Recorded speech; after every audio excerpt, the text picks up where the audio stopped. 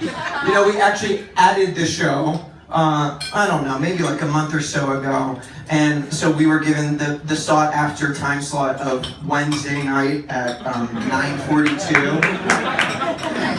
I was like, really? I mean, they're like, no, it's a holiday. So people will be there, it'll be a fun crowd. So I just want to start by wishing you all the happiest of Ash Wednesdays.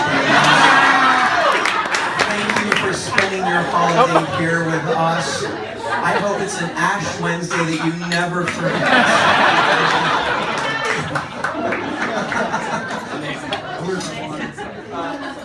I know this is going to come as a shock to all of you, but the title of that first song is I'm Alive. It was actually a mashup of two different songs, both of them called I'm Alive. And they're from two separate Broadway shows that I performed in both of. One of the I'm Alives was actually the very first song I sang on a Broadway stage. I made my Broadway debut rising up through the floor on this elevator in a dress, and I sang I'm Alive with the other ancient Grecian muses in the 1980s roller disco glitter explosion, Xanadu the musical.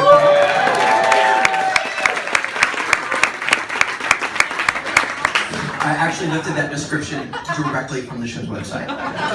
They actually use that to sell the show. Is it working? I don't know.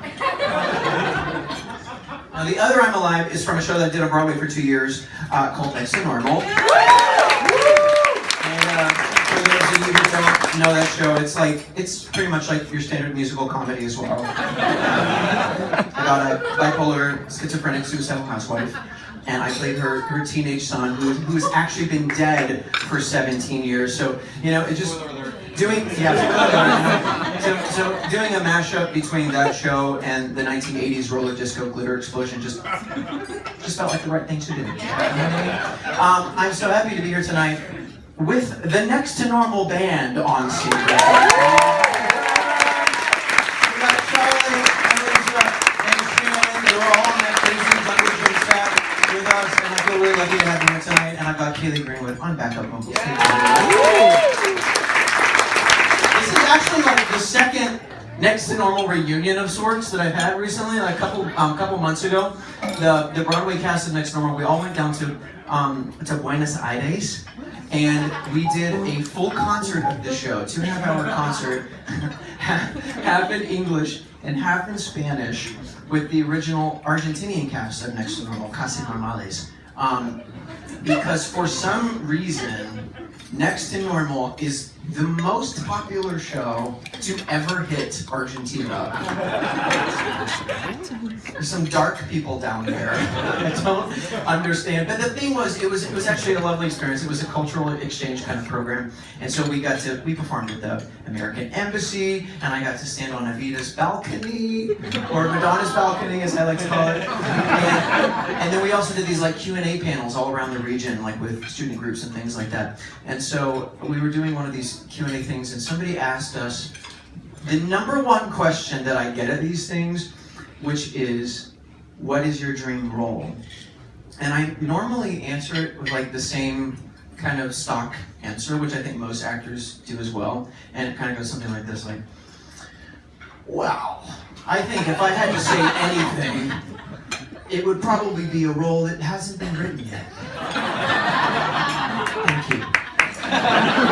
This is like very kind of like beauty queen response to it. But I think there's some truth to it, because I mean, who wouldn't want like a new Broadway show written for them, But I think the reason we answer it like that is because you don't want to be like that crazy desperate actor person, who's like, what's my dream role? The Phantom. Dream role. You do not want to be that guy. But for some reason, I don't know what it was. I don't know if it was like revisiting the Next Normal material, which I just thought was so good.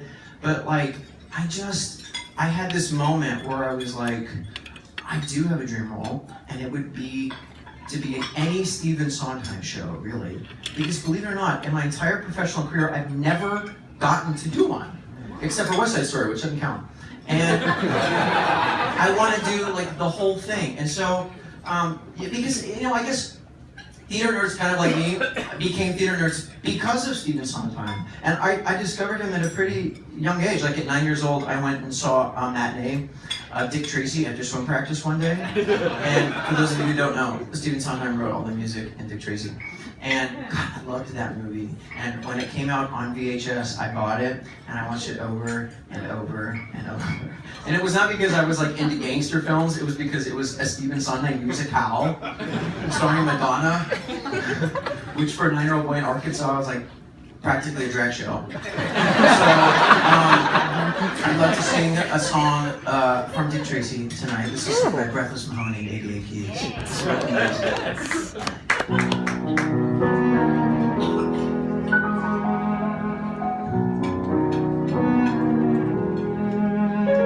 What can you lose?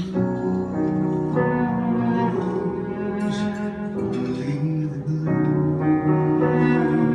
blues. Why keep concealing everything you're feeling? Say it to her. What can you lose? Maybe it shows that she's had clues which she chose to ignore.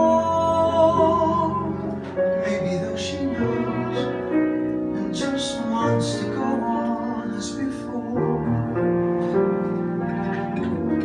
As a friend, nothing more. So she closes the door. Well, if she does,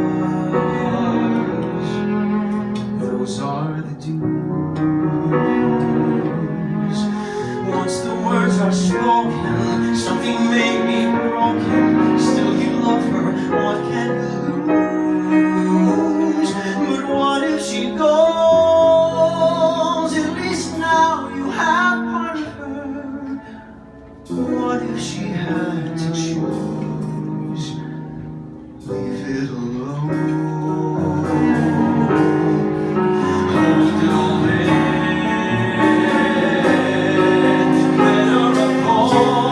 Don't even begin.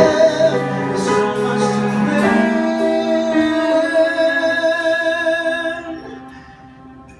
There's too much to lose.